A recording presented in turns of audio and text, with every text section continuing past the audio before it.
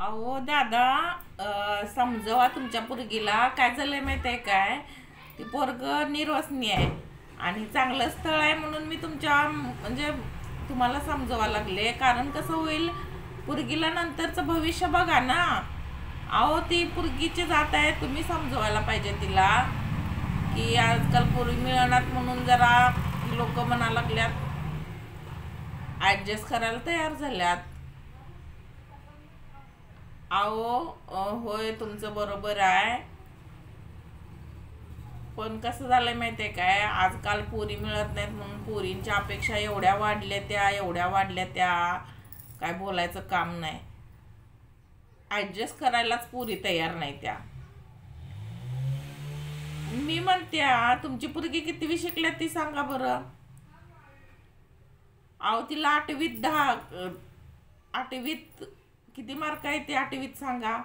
अहो ही पोरग चांगलं आहे, सुशिक्षित आहे, शिकलेला आहे. होय बाबा, ती आता कुठं शिकलेली असती तर मी एक मान्य केलं असतं की बाबा हा शिकलेली आहे आणि तिच्या अपेक्षा असणार आहेत. बघायला गेलं तर ही कमी शिकलेली आहे आणि हिच्या अपेक्षा काय, तर पोरग शिकलेलं पाहिजेल आहे, त्याच्याकडं गाडी पाहिजेल आहे, त्याच्याकडं बंगला पाहिजेल आहे. अहो तुमची पोरगी ते 100 रुपयाचा टॉप बाजारातनं घेऊन घालणार.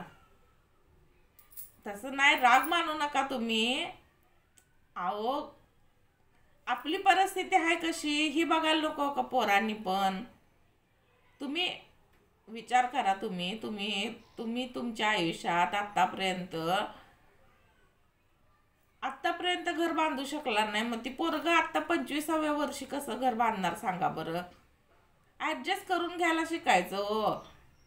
पुरगी पुरी मिळत नाहीत म्हणून आता ते पुरी कसं झालंय, जास्तच शेपारल्या त्या. असं नाही करायचं हो. अहो एखाद्याला गरीबाला समजून घ्यायचं. मला ते पटत नाही बघा. मी काय काय असेल ती खऱ्यानं राहणारे आहे. खऱ्याच्या बाजूनच असतोय मी. बघा तुमच्या पोरगीला समजवणार असला तर समजवा, नाहीतर मग काय दुसऱ्या पोरी बघायला येते त्या. असं नसतंय हो, कुठं तर ॲडजस्ट करून. आता तुम्ही विचार करा, ती पोरग निर्व्यसनी सुशिक्षित आहे, पगार चांगला आहे, समजूतदार माणसं आहेत. उद्या कुठं तरी वांड माणसं मिळाली, पोरग शिकलेलं पाहिजे हिला. ही कुठं शिकल्या सांगा बरं, कितवी शिकल्या. मग त्या पोरग्याला शिकलेल्या पोरग्याला त्याच्या अपेक्षा नाही त्या की पोरगीनं पण शिकायला पाहिजे. बघा काय, चालते, फोन करा मग मला. बर.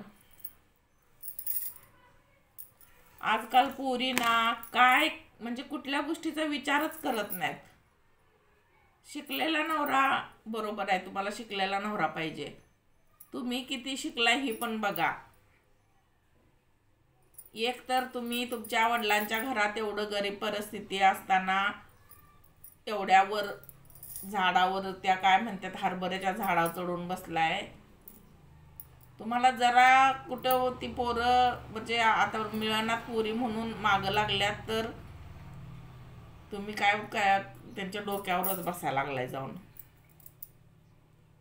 असं करू नका पोरीनं, विचार करा. चांगली स्थळं असतात, त्यांना नकार देतात पोरी. आणि मग कसं होतंय, मग परत गाळ राहिलेला असते, ती गळ्यात पडते, त्याचा काय उपयोग नाही. आणि सगळ्यांना सरकारी नोकरी आता कुठं आणणार सांगा बरं. बरोबर आहे ना. कुठंतरी पोरींच्या अपेक्षा जरा कमी झाल्या पाहिजेत असं मला वाटतंय. तुमचं काय मत आहे नक्की कमेंटमध्ये सांगा.